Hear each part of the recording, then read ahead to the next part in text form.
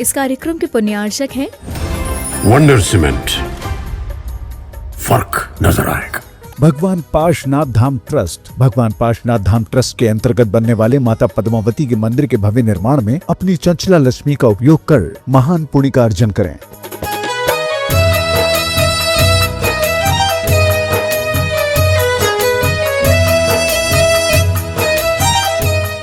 अहिंसा परमो धर्म की, महावीर भगवान की प्रातः स्मरणे परम पूजाचार्य गुरुवर श्री विद्यासागर जी मणि महाराज की जय।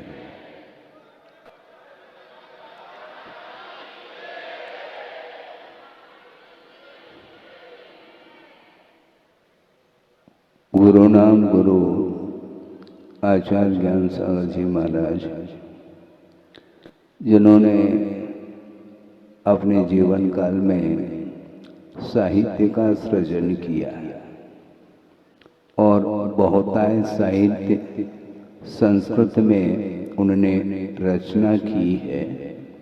उसमें से एक पंक्ति आपके सामने रख रहा हूँ, जिस पंक्ति को आत्मसात करते हुए गुरुदेव ने विश्व में उस पंक्ति को चरितार्थ करने के लिए प्रयास किया। वह पंक्ति है, मनुजो मानवो भूयात्, मनुजो मानवो भूयात्, भारतः प्रतिभारतः। मनुष्य जन्मतः मानव नहीं होता, पैदा होने के उपरांत धीरे धीरे विकास होता है। जिस प्रकार बीज का वपन किया जाता है तो कालांतर में वह अंकुरित हो जाता है, फिर बाद में पौधा बन जाता है, फिर बाद में एक महान वृक्ष का रूप ले लेता है और उस वृक्ष की छांव में पथिक लोग छाया का भी अनुभव करते हैं, शीतलता का अनुभव करते हैं और मीठे मीठे फल का रसास्वादन भी करते हैं। उनके जीवन के लिए वह उपयोगी सिद्ध हो जाता है। उसी प्रकार आचार्य ज्ञान सागर जी महाराज, जिन्होंने साहित्य का सृजन किया है और विश्व को प्राचीन परंपरा क्या होती है उसको सामने रखा है।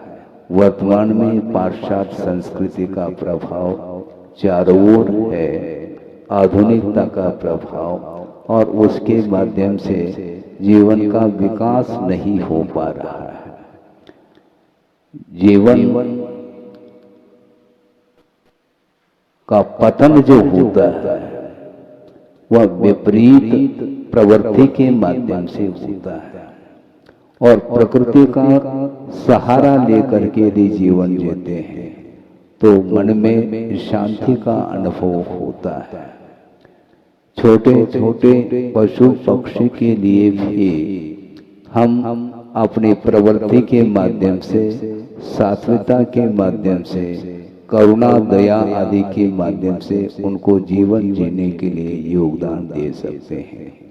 मानव के लिए तो बहुत प्रबंध होता है, किंतु मूक पशुओं के लिए भी उनका संरक्षण आदि के अपेक्षा से भी हमारा ध्यान जाना चाहिए।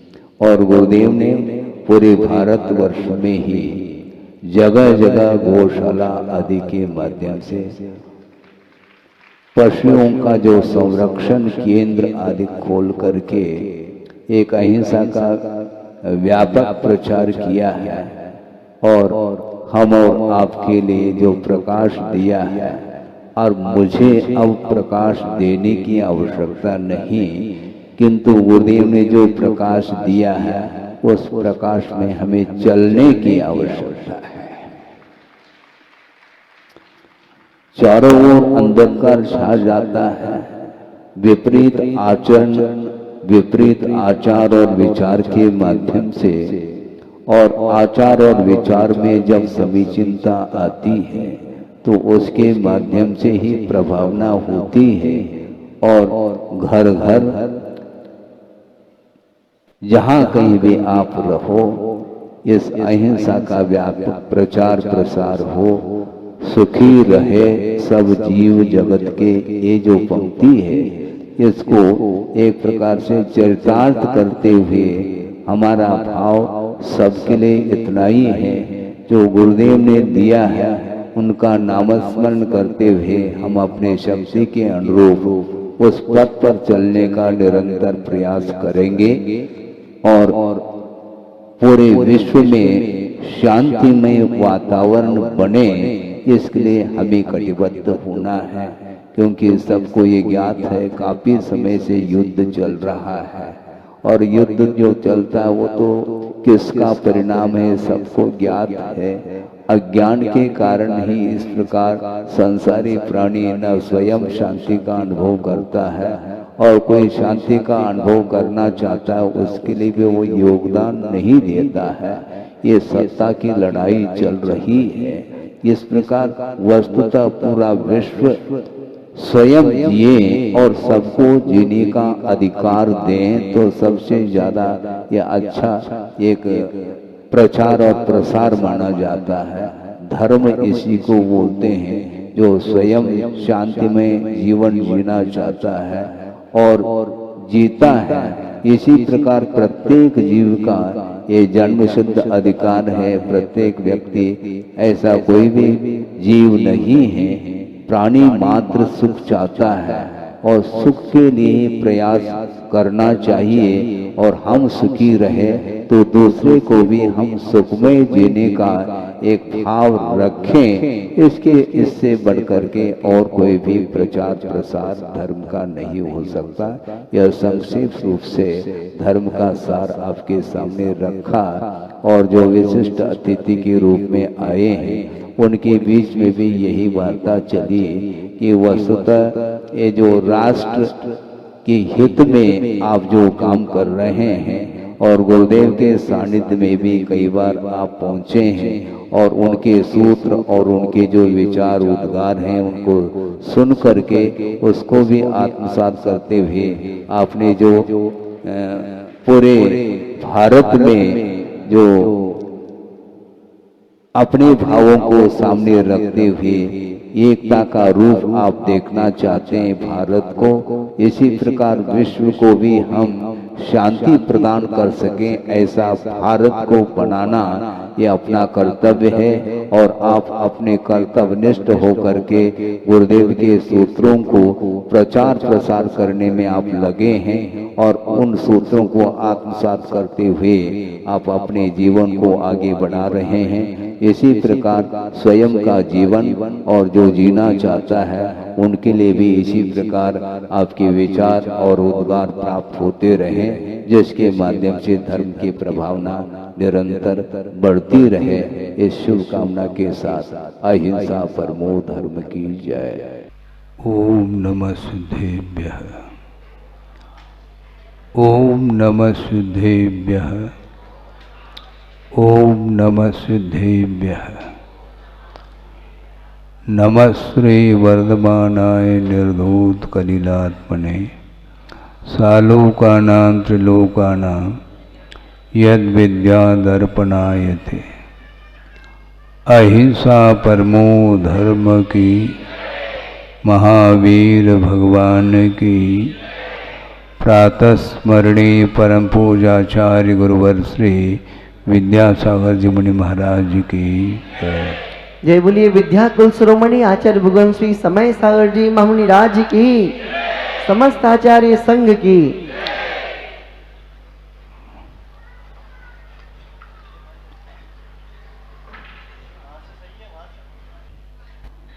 सम्यक दर्शन की चर्चा आगम ग्रंथों में मिलती है। सम्यक दर्शन का स्वरूप और उसके उत्पत्ति के विषय में भी आगम में प्ररूपण मिलता है।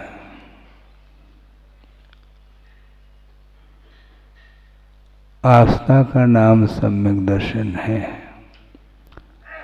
आस्था कहो, विश्वास कहो, रुचि कहो, श्रद्धान कहो, सब एक ही अर्थ को लिए हुए शब्द हैं जो कि सम्यक दर्शन को सूचित करते हैं।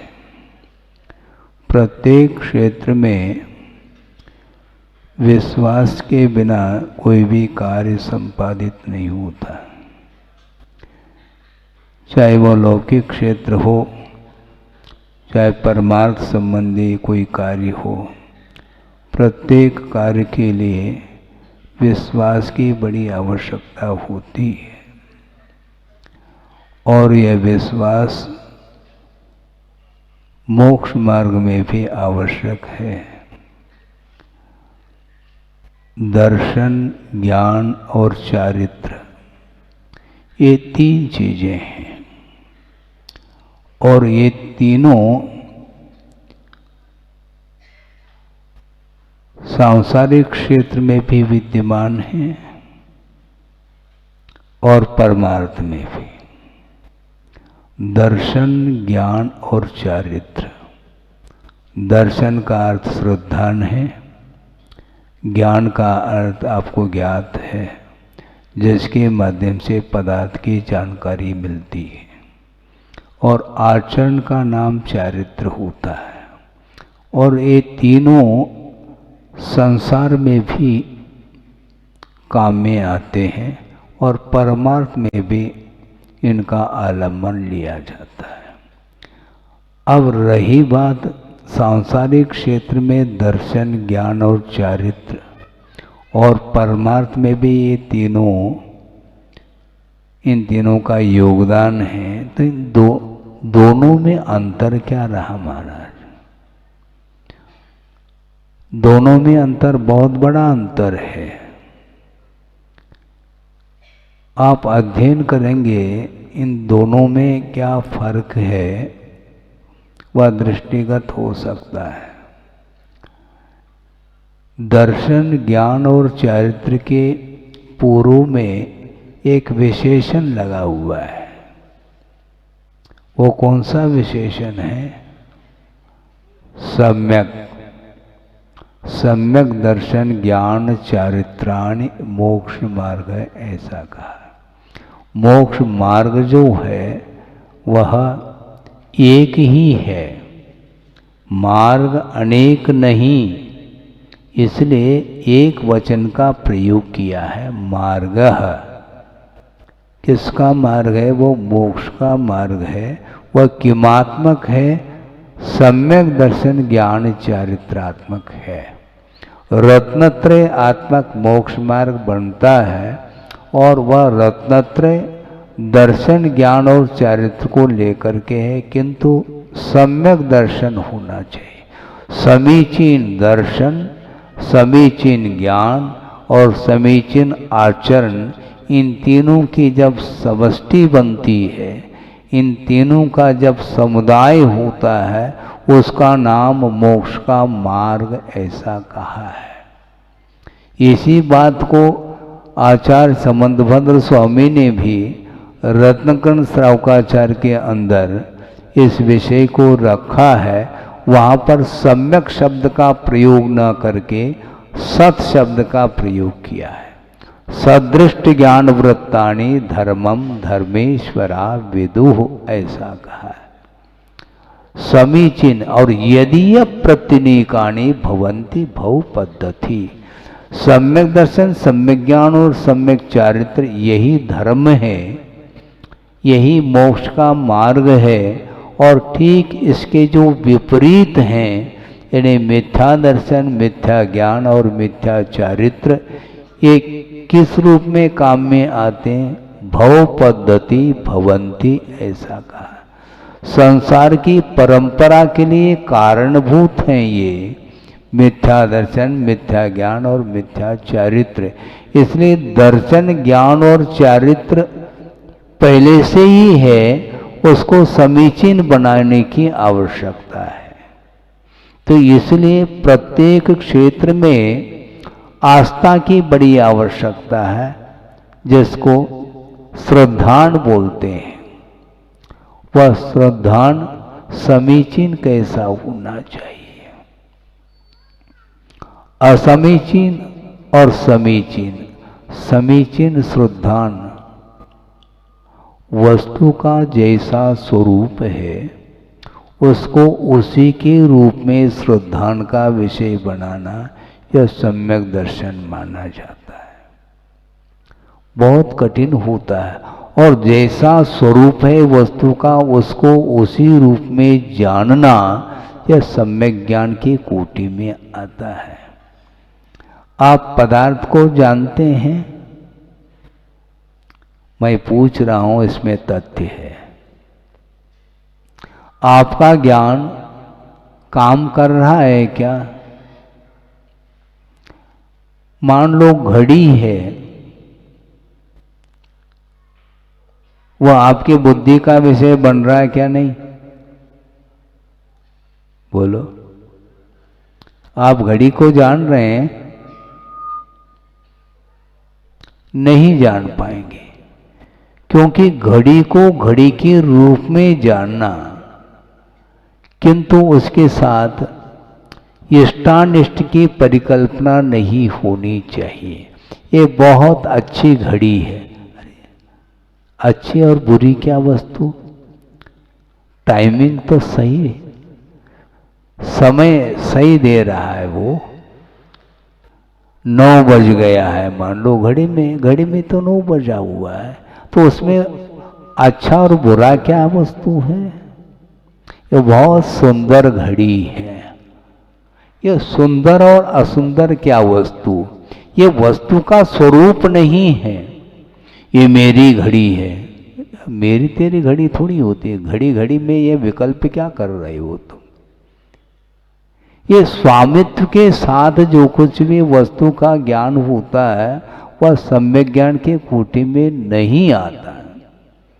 जिस वस्तु का जैसा स्वरूप है वैसा जानो, घड़ी को घड़ी के रूप में जानो, बस इतना काम है। किसी भी पदार्थ को जानना है तो उसका जैसा स्वरूप है उसको उसी रूप में जानना। इष्ट अनिष्ट को लेकर के, हर्ष विषाद को लेकर के जो कुछ भी ज्ञान जानने में, पदार्थ जानने में आ रहा है वह सम्यक ज्ञान की कोटि में नहीं आता है। बहुत पहले की बात है, गुरुदेव प्रवचन करने के लिए बैठे हैं और प्रवचन प्रारंभ करने के पहले उन्होंने इशारे से कह दिया कि घड़ी रखो। तो एक व्यक्ति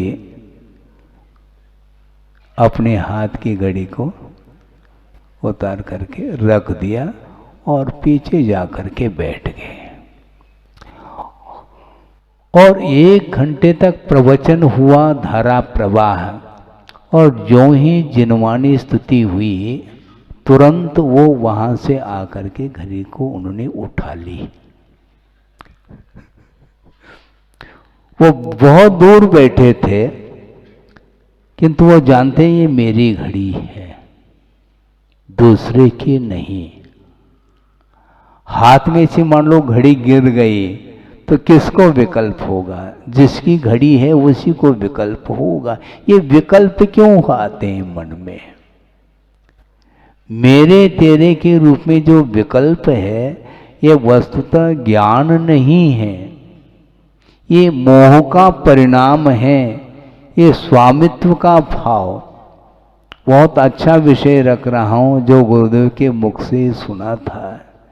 अजमेर की बात है, तत्व चर्चा चल रही थी। आचार्य ज्ञान सागर जी महाराज बैठे हैं और बगल में गुरुदेव भी बैठे थे और उन्होंने इस प्रसंग को सुनाया था। एक विद्वान ने जिज्ञासा रखी ज्ञान सागर जी महाराज के सामने कि महाराज आपकी धारणा क्या है किस विषय में? स्वामित्व के विषय में। उनकी जिज्ञासा ये थी विद्वान की कि सम्यक दृष्टि के पास कर्तृत्व भोक्तृत्व और स्वामित्व भाव रह सकता है क्या? रह सकता है क्या? उन्होंने जिज्ञासा रखी तो तत्काल महाराज ने उत्तर नहीं दिया, बल्कि प्रतिप्रश्न रखा कि आपकी धारणा क्या है, पहले आप रखें ताकि मैं आगे बढ़ सकूं। महाराज, मेरी धारणा तो है कि सम्यक दृष्टि के पास स्वामित्व भाव रह नहीं सकता। कर्तृत्व, स्वामित्व और भोक्तृत्व भाव से ऊपर उठा हुआ सम्यक दृष्टि होता है, ऐसा उनका कहना था। तो आचार्य ज्ञान सागर महाराज ने कहा कि देखो, आपने बात बहुत अच्छी रखी है, किंतु सम्यक दर्शन कितने प्रकार का होता है ये भी तो रखो। जितने भी सभा में बैठे हैं सब सम्यक दृष्टि है, मैं मानता हूं। हालांकि सम्यक दर्शन करणानुयोग की पद्धति से कौन सम्यक दृष्टि कौन मिथ्या दृष्टि यह बुद्धि का विषय नहीं बन सकता, किंतु आचरण के अपेक्षा से चरणानुयोग की पद्धति से सारे सम्यक दृष्टि इसलिए हैं क्योंकि ग्रहित मिथ्या से दूर हो करके सच्चे देव गुरु शास्त्र की आराधना करने में आप बैठे हैं, इसलिए सब सम्यक दृष्टि है, इसमें कोई दो राय नहीं है। किंतु सम्यक दर्शन दो प्रकार का होता है, एक सराग सम्यक दर्शन होता है और एक वीतराग सम्यक दर्शन होता है। आप सम्यक दृष्टि तो है, किंतु वीतराग सम्यक दृष्टि है क्या? आप बोलो। यदि पर वस्तु के प्रति स्वामित्व भाव नहीं है सम्यक दृष्टि होने मात्र से, तो हमें पूछना चाहेंगे, प्रत्येक व्यक्ति यहां पर सभा में बैठे हैं और दुकान को या तो बंद करके आए हैं ताला लगा करके, अथवा किसी एक मेंबर को बिठा करके आए हैं। दुकान को ताला लगाते कि नहीं आप? रात में दुकान बंद हो गई, दुकान खुली रहती है क्या? ताला लगाते हैं। ताला क्यों लगाते हैं? जब दुकान के प्रति आपका कोई स्वामित्व भाव है ही नहीं, तो ताला किस बात को लेकर के लगा रहे हैं आप? आप रात के 12 बजे भी जाएंगे तो अपने घर में ही प्रवेश करेंगे, इसका अर्थ ये मेरा घर है, ये आपके, ये भाव लगा हुआ है, ये विकल्प है। भूल करके भी आप अड़ोस पड़ोस के घर में प्रवेश नहीं करते, क्योंकि ये मेरा घर नहीं है। इसका अर्थ ये मेरा घर है, ये पराया है, ये सारा विकल्प सम्यक दर्शन होने के बावजूद भी विद्यमान है। इसी को बोलते हैं सराग सम्यक दर्शन। इसलिए बहुत अच्छा उन्होंने उत्तर दिया ज्ञान सागर महाराज ने। तब विद्वान को समझ में बात आ गई कि वस्तुतः सम्यक दर्शन एक क्वालिटी का नहीं है, स्वामित्व बुद्धि। हमने बुंदेलखंड में एक उक्ति पढ़ी थी, वो ये है, चक्रवर्ती की संपदा इंद्र सरी के भोग, काक बीट सम गिनत है सम्यक दृष्टि लोग। आप गिन रहे हैं काक बीट के समान संपदा को? यदि काक बीट के समान यदि समझ रहे हैं तो दान करने में फिर विलंब क्यों होता है? समझ में बात आ रही कि नहीं है? बोली होती है तो 1, 2, 2.5, पौने 3, 99 ये सब क्या है? ये यदि आपकी वह संपदा नहीं है, उस संपदा के प्रति आपका कोई भी स्वामित्व भाव नहीं है, तो ये विकल्प क्यों है? इससे से स्पष्ट है कि धन संपदा के प्रति, वैभव के प्रति स्वामित्व भाव बना रहता है। चक्रवर्ती संपदा कितनी है उसके पास है? 84 लाख हाथी, 18 करोड़ घोड़े और उतने ही रथ, 9 निधि, 14 रत्न और 96,000 रानियां। एक रानी को मान लो किसी ने उठा लिया तो, क्योंकि सम्यक दृष्टि है चक्रवर्ती, बल्कि एक सहायक सम्यक है उसके पास। भरत चक्री वृषभनाथ के प्रथम पुत्र है? और एक रानी को यदि मान लो कोई हाथ लगाता है, फिर उसको विकल्प होता है क्या? नहीं। ये विकल्प क्यों? ये क्योंकि मेरी है स्वामित्व भाव। राम सीता का अपहरण हो जाता है तो राम युद्ध के लिए क्यों खड़े हो रहे हैं? यह प्रश्न बहुत बड़ा प्रश्न है ये। और क्षायिक सम्यदृष्टि वो भी थे रामचंद्र जी। आप पढ़िए पद्म पुराण को। ये विकल्प क्यों है? ये विकल्प सम्यक दर्शन के होने के बावजूद भी ये विकल्प क्यों हो रहा है? क्योंकि इसी का नाम असंयम अवस्था। असंयम का प्रभाव है। सम्यक दर्शन बरकरार बना रह सकता है, इसके बाद भी असंयम का ये इतना प्रभाव है कि पर वस्तु को वो अपना मान लेता है। श्रद्धान के अपेक्षा से तो यह पर है, इस प्रकार श्रद्धान तो कर लेता है। इसके उपरांत भी जब आचरण की बात आती है तो उस समय वह पुनः पीछे हट जाता है। 6 खंड अधिपति, 6 खंड का मैं अधिपति हूं, पति। अरे तुम जगतपति बनो ना, क्या दिक्कत है? 6 खंड अधिपति बनने की अपेक्षा से 3 लोक के अधिपति बनो ना। खेल थोड़ी है। 3 लोक के नाथ वही बनता है जो वीतराग भाव को प्राप्त कर लेता है। इसलिए वस्तु का जैसा स्वरूप है उस प्रकार स्वीकार करना, श्रद्धान का विषय बनाना सरल है फिर भी, किंतु उसको उस रूप में जानते हुए भी उसके प्रति जो लगाव है वह हमारे लिए व्यवधान उपस्थित कर रहा है। काक बीट सम गिनत है। कौन? सम्यक दृष्टि लोग, किंतु वीतराग सम्यक दृष्टि ही गिन सकता है। इस प्रकार सराग सम्यक दृष्टि की वर्ष की बात नहीं।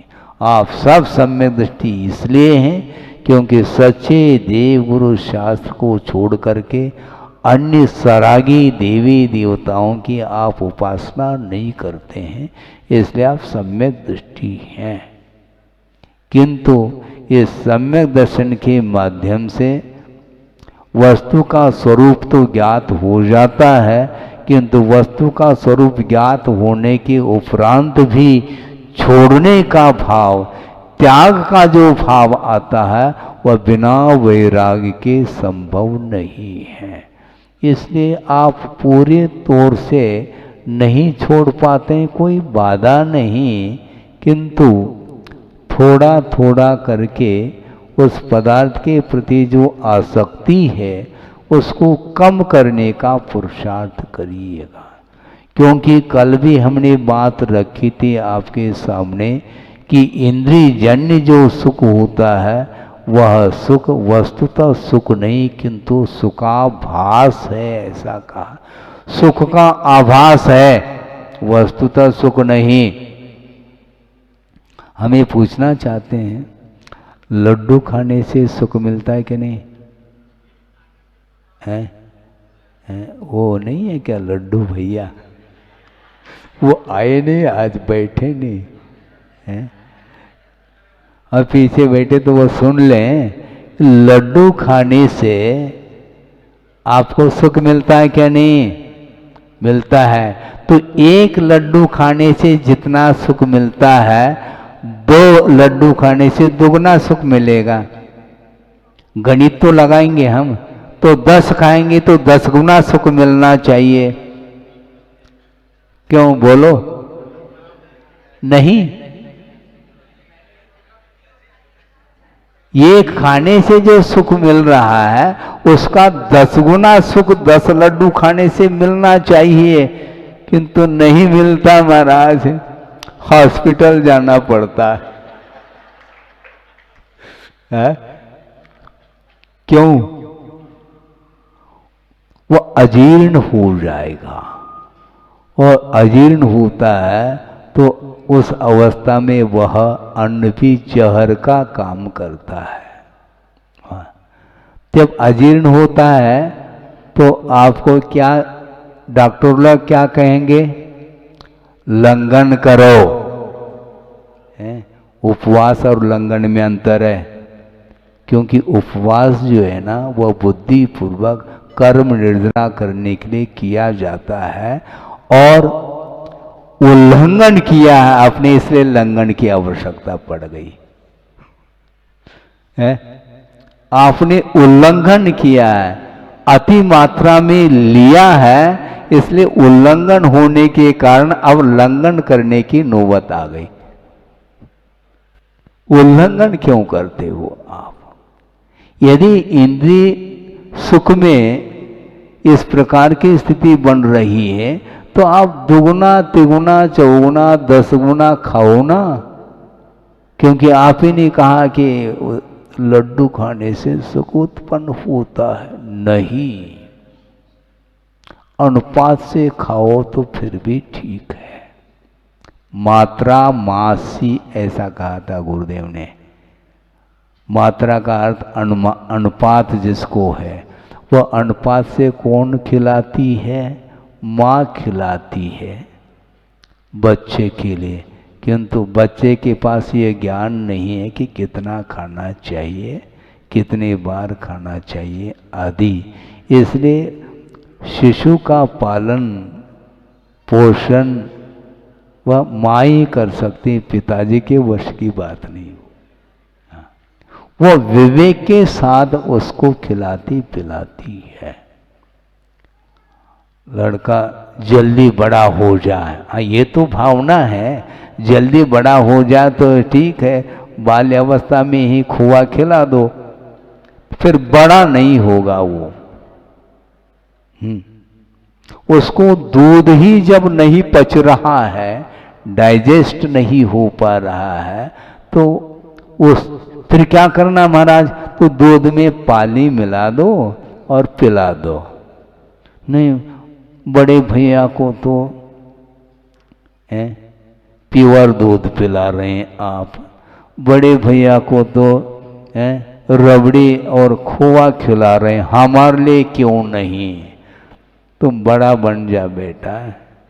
बेटे तो दोनों ही हैं, किंतु वह बड़ा है, तुम छोटे हो, अबे तुम्हारे पास वह ज्ञान नहीं, विवेक नहीं है, और वह तुम्हारा वह शरीर बहुत नाजुक है, छोटा है, उसमें वह योग्यता नहीं आएगी। और योग्यता आने के बाद यदि खिलाते पिलाते हैं तो वह उसमें कोई बाधा नहीं। तो उसी प्रकार इंद्रिय जन्य जो सुख है वस्तुतः सुख नहीं, सुखाभास है, ऐसा का सुख का आभास है। भोजन कर लिया, तत्काल थोड़ा सा पेट भर गया, ठीक है, फिर बाद में पुनः खाली हो जाता है। तो खाली हो जाता तो न पुनः भरने का विकल्प आता है। तो इस प्रकार जीवन के आदि से लेकर के अंत तक आप लोगों ने अभी तक कितना गेहूं खाया? ट्रक के ट्रक, किंतु एक दिन में नहीं खाया। कोई 80-90 साल का है तो अपने जीवन काल में बोरी कई बोरी चावल, गेहूं, घी, दूध कितने पीपा सोचो विचार करो, किंतु वह है पता ही नहीं उसको। इसी को बोलते हैं सांसारिक सुख सुख नहीं है। शारीरिक सुख फिर भी शारीरिक भूख फिर भी मिट सकती है, किंतु मानसिक जो भूख है वो कभी भी मिटने वाली नहीं। आशा अनंत है ऐसा कहा। गुणभद्र स्वामी हुए हैं जिन्होंने आत्मानुशासन की रचना की है, उसमें उन्होंने प्रसंग लिखा है, दिया है। वह ये है कि जीवों की संख्या कितनी है?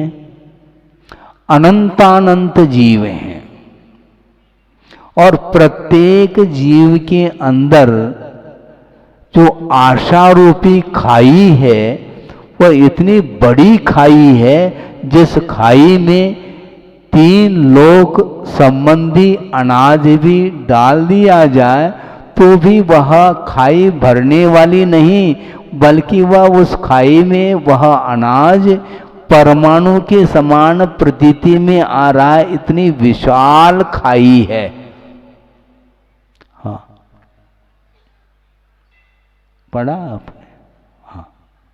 आशा गर्तः प्रतिप्राणी यस्मिन् विश्वमनुपमम् कस्य किम कियत आयाति वृथा वो विशेषता। व्यर्थ है उसकी विषय के प्रति जो आशा है, वह व्यर्थ है, क्योंकि आशा रूपी जो गर्त है, खाई है, जिसमें वह विश्व की संपदा या जो कुछ भी अनाज आदि है उसमें डाल दिया जाए। अनुपमम कहा, अणु के समान प्रतीति में आ रहा है। ये एक जीव की आशा की बात है, और प्रत्येक जीव अनंतानंत जीव हैं, तो प्रत्येक जीव के पास जो आशा रूपी खाई विद्यमान है वह कभी भी भर नहीं सकती। इसलिए तन की भूख तनक सी, किंतु मन की जो भूख है वह कभी मिटने वाली नहीं है। ये तृष्णा हमेशा बनी रहती है, वह कभी भी शांत नहीं होती। इसलिए संसारी प्राणी वर्तमान में नहीं जी रहा है, भविष्य में जी रहा है। भोजन करते हुए भी उसका उपयोग भोजन में नहीं, किंतु वह भविष्य की तैयारी में लगा हुआ है। इसलिए आप स्वाद नहीं लेते। सही मायने में तो स्वाद तो श्रवण लेता है, क्योंकि उसको भविष्य की चिंता नहीं। महाराज ठीक है, आपको इसलिए चिंता नहीं है क्योंकि आपको बनाना थोड़ी है।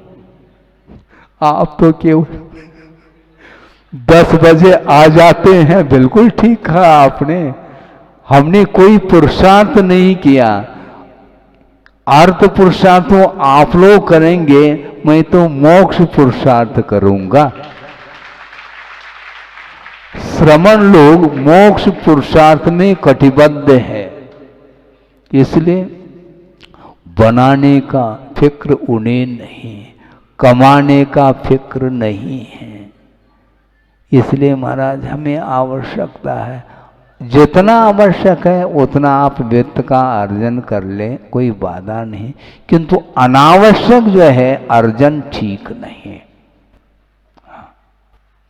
इसलिए आप भविष्य में जी रहे हैं, वर्तमान में आपको आनंद नहीं आ रहा। और संवेदन जो होता है वह वर्तमान का हुआ करता है। न अतीत का संवेदन हो सकता है, न अनागत का संवेदन हो सकता है, और न पर का संवेदन हो सकता है। संवेदन तो स्व का होता है और वर्तमान का होता है, ऐसा आगमकारों का कहना है। ज्ञान में और संवेदन में बड़ा अंतर है। ज्ञान में और संवेदन में बहुत बड़ा अंतर है। संवेदन का अर्थ फील, अनुभव करना है वो वर्तमान में होता है। आपने कल मिठाई खाई थी, वर्तमान में संवेदन है आपको? खाई थी, ये ज्ञान का विषय तो बन रहा है, स्मृति का विषय तो बन रहा है, किंतु संवेदन वर्तमान में नहीं हो रहा है। उसी प्रकार इसीलिए आचार्य कहते हैं कि वर्तमान में जीवन जीने का पुरुषार्थ करना चाहिए। स्वसंवेदन की परिभाषा गुरुदेव ने बहुत अच्छी दी है। आपने यदि पढ़ा हो तो ठीक है, नहीं तो आपके सामने रख रहा हूँ। वो पंक्ति बहुत पहले लिखी थी गुरुदेव ने, वह पंक्ति हमें स्मृति में आ रही है। विगत सब विस्मरण में, क्या कहा? विगत सब विस्मरण में अनागत कब मरण में ढल चुका विदित नहीं है, स्वसंवेदन यही है। विगत की स्मृति ठीक नहीं, हमने ये खाया था, ये खाया था, ये पिया था, इसी प्रकार मुझे भविष्य में भी मिल जाए, इस प्रकार की जो आशा है, विषयों की आकांक्षा, इसको निदान बोलते हैं। और निदान के माध्यम से संसारी प्राणी आगे पहुंच तो जाता है, किंतु उसके माध्यम से निश्चित रूप से उसका पतन होता है।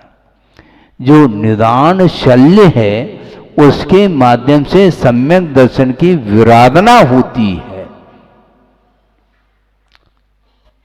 भोगों की आकांक्षा ठीक नहीं, और भावी भोगाकांक्षा निदानम कहा। भविष्य में मुझे इस प्रकार का वैभव, इस प्रकार की संपदा प्राप्त हो, इस उद्देश्य को लेकर के यदि मान लो वह धर्म की आराधना कर रहा है, तप आदि कर रहा है, तो आचार्य कहते हैं उसका बाल तप माना जाता है, अज्ञानी का तप माना जाता है। उत्तम तप के कोटि में वह नहीं आ सकता, क्योंकि कर्म क्षयार्थम तप्यते इति तप, ऐसा का कर्म के क्षय के उद्देश्य को लेकर के जो साधना की जाती है, जो चारित्र का अनुपालन किया जाता है, जो तप किया जाता है, वही उत्तम तप के कोटि में आता है। इंद्रियजन्य जो सुख है वह पाप का बीज है, ऐसा श्रद्धान करो। महाराज आप बताओ, आप बताते चले जाए तो हम करते चले जाएंगे, कहाँ कर पाते हैं आप? आचार्यों ने स्पष्ट शब्दों में लिखा है, पाप बीजे, इंद्रिय के माध्यम से उत्पन्न होने वाला जो सुख है वह वस्तुतः पाप का बीज है। ये श्रद्धान कर लो तो निकांक्षित अंग आपका सुरक्षित रहेगा। सम्यक दर्शन आपके पास है, मैं मानता हूं, किंतु सम्यक दर्शन के जो 8 अंग है वह सुरक्षित रहना चाहिए। इंद्रिय सुख वस्तुतः स्वाधीन नहीं, वह पराधीन है। कर्म के उदय में वह सुख उत्पन्न होता है। साता का उदय आ गया तो सुख उत्पन्न होता है, और अगले पल में मान लो असाता का उदय आ गया तो वह दुख का अनुभव करना पड़ेगा। हाँ, बिल्कुल पक्की बात। धूप और छाव, समय समय पर कभी धूप तो कभी छाव, कभी सुख तो कभी दुख, ये कर्माधीन है। असाता वेदनी का तीव्र उदय हुआ, मान लो किसी को भयानक रोग हो गया, अब वह वैभव किस काम का, वह संपदा किस काम की, इतना विशाल जो भवन बनाया वह किस काम में आने वाला है? कार भी बेकार चला जाएगा। क्यों? अब कार में बैठ नहीं सकते, क्योंकि हार्ट पेशेंट, डॉक्टर ने कह दिया तुम घी नहीं खा सकते, तेल नहीं खा सकते, खटाई नहीं खा सकते, ड्राई फ्रूट्स नहीं,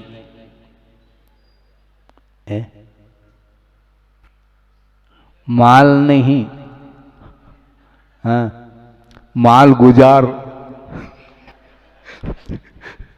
माल को गुजार दो, माल का अब उपभोग नहीं कर सकते।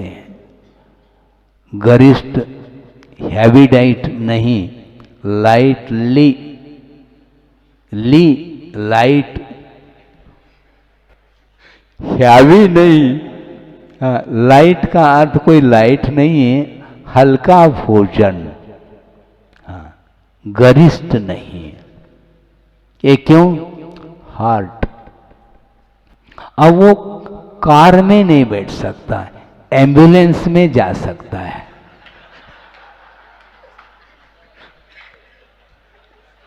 उसके हंस क्यों रहे? उसके लिए उसके भाग्य में एम्बुलेंस है, कार नहीं, वह बेकार है उसके लिए। वो फ्लाइट से भी नहीं जा सकता, बहुत जोखिम है। ये हुआ क्यों? अति सर्वत्र वर्जयेत इसी को बोला है। इसलिए वस्तुतः जो सुख है वह सुख नहीं, इस प्रकार श्रद्धांतु कर लो, वह कर्म के अधीन है, अंत को प्राप्त होने वाला है और बीच बीच में वह दुख से मिश्रित है और पाप का बीज है। इस प्रकार श्रद्धान जिसने मजबूत कर लिया तो उसकी दृष्टि में संपदा कोई वस्तु नहीं। इसलिए वो कहता है, महाराज वो घड़ी आने के पहले ही हम चढ़ाते हैं आपके सामने, आप ले लो, मैं नहीं लेता। आप धार्मिक क्षेत्र में इसका उपयोग कर लो, क्योंकि जीवन का कोई भरोसा नहीं है कि किस समय किस कर्म का उदय आने वाला है। वो दिन अस्त होने के पहले ही सदुपयोग करिए, वित्त का भी सदुपयोग करना और इस पर्याय का भी सदुपयोग करना है। इस पर्याय की सार्थकता तभी सिद्ध होगी, इस पर्याय के माध्यम से हमें तप करने के लिए पर्याय मिली है, चारित्र के अनुपालन करने के लिए ये पर्याय मिली है, अहिंसा धर्म की उपासना करने के लिए ये पर्याय मिली है। इसलिए अब बहुत हो गया, अब नहीं, बस ऐसा आना चाहिए। मान लो कोई युवा है तो फिर भी ठीक है, किंतु जीवन अस्त होने को है तो अभी भी वह सांसारिक सुख में मस्त है तो ठीक नहीं है। जीवन अस्त होने को है तो उसके पहले ही जागृत रहिए, आप अलर्ट रहना चाहिए।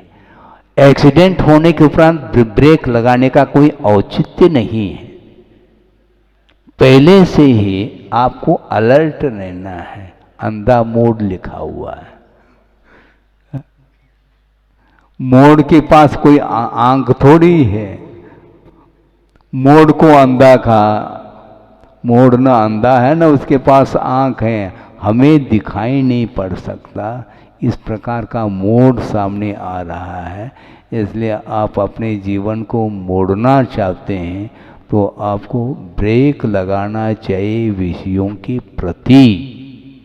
हाँ, पुण्य के उदय से ये संपदा मिल सकती है, मिलती है, किंतु उसका सदुपयोग यदि करते हैं तो और साथ से पुण्य का अर्जन होता है। मुझे पुण्य के फल को मुझे भोगना नहीं, वस्तुतः मोक्ष मार्ग में पुण्य का फल हेय है, छोड़ने योग्य है, किंतु पुण्य छोड़ने योग्य नहीं है। निरंतर आप पुण्य का अर्जन करिए और उसके माध्यम से जो कुछ भी साधन सामग्री आपको मिलती है उसका उपयोग मोक्ष मार्ग के क्षेत्र में अथवा धार्मिक क्षेत्र में ही उसका उपयोग करना चाहिए, जिसके माध्यम से आत्मा की उन्नति होती है। इसलिए सांसारिक जो सुख है वह सुख नहीं, वह सुखाभास है, ऐसा कहा। ये मृग मरीचिका है। मृग मरीचिका का अर्थ जानते हैं आप? मृग है वह गर्मी के दिन में, ग्रीष्म ऋतु में चारों ओर देखते हैं तो लू लपट के अलावा कुछ नहीं, और ऐसा लगता है कि पानी की लहर जैसे। वह मृग मरीचिका, वह जल नहीं किंतु जलाभास, जल जैसा आभास हो रहा है, और जल समझ करके वह मृग छलांग लेता है और अंतोगत्वा प्राणांत हो जाता है। उसी प्रकार ये सांसारिक सुख वंश मोर कहते हैं, वो सुख नहीं है, ध्यान रखो। कम से कम ये ज्ञान होना चाहिए, बोध होना चाहिए। संसार के स्वरूप के विषय में यदि सही सही बोध हो जाए तो फिर वह घर में रहना पसंद नहीं करेगा। किंतु चक्रवर्ती है, क्षायिक सम्यक दृष्टि होने के बावजूद भी वह घर की ओर क्यों जा रहा है, हवेली की ओर क्यों जा रहा है? वो आया था समोशरण में, प्रभु के दर्शन करने के लिए, पूजन अर्चन करने के लिए आया है, बैठा है, और दिव्य ध्वनि का श्रवण करने के बाद फिर वह घर क्यों जा रहा है? भगवान भेज रहे हैं क्या? हैं? 1 घंटा हो गया, संभालो राजगद्दी को, ऐसा भगवान ने भेजा है क्या? न भगवान बुला रहे हैं, न किसी को भेज रहे हैं। आपको यदि मान लो स्वरूप का परिज्ञान करना है तो वह समो शरण में प्रवेश करता है, और स्वरूप का परिज्ञान होने के उपरांत फिर उसको विषय रुच नहीं सकते। लेकिन श्रद्धान होने के उपरांत भी जब तक चारित्र की ओर कदम नहीं बढ़ेंगे तब तक वह मोह से प्रभावित रहेगा। 2 ऐसे व्यक्ति हैं, समाप्त कर रहा हूं विषय को, 2 ऐसे व्यक्ति हैं जिनका मन समोशरण में नहीं लग रहा है, लेकिन दोनों में जमीन आसमान का अंतर है। महाराज ऐसी कौन सी बात आप कहने जा रहे हैं? 2 व्यक्ति हैं, दोनों का मन समोशरण में नहीं लग रहा है, किंतु दोनों में तुलना करते हैं तो पूर्व पश्चिम का भेद समझ में आ रहा है। हम स्पष्ट कर रहे हैं कि एक व्यक्ति है और समोशरण में गया है, दिव्य ध्वनि का श्रवण करके अब उसका मन समोशरण में नहीं लग रहा है। क्यों? घर जाना चाहता है क्या? नहीं, मुझे घर भी नहीं जाना है, किंतु समोशरण से बाहर जाकर के, सुदूर एकांत में जाकर के हमें तप करना है, जिसके माध्यम से हमें केवल ज्ञान प्राप्त करना है। समोशरण भी उसके लिए एक प्रकार से कभी भी हमारा वैराग्य समाप्त हो सकता है। समोशरण में, हाँ समोशरण में, क्योंकि समोशरण में जाने के उपरांत भी प्रभु के प्रति दृष्टि कम जाती है, और चारों ओर जो चकाचौंध है, असंख्य देवी देवताएं, अप्सराएं नृत्य कर रही हैं, कहीं उनमें हमारा मन है, उस ओर हमारा मन चला जाएगा तो मैं गाफिल हो जाऊंगा। इसलिए जल्दी से जल्दी हमें, क्योंकि एक बार दिव्य ध्वनि सुन लो, श्रवण कर लो, 2 बार श्रवण कर लो, क्या 10 बार श्रवण कर लो, बात तो वही है।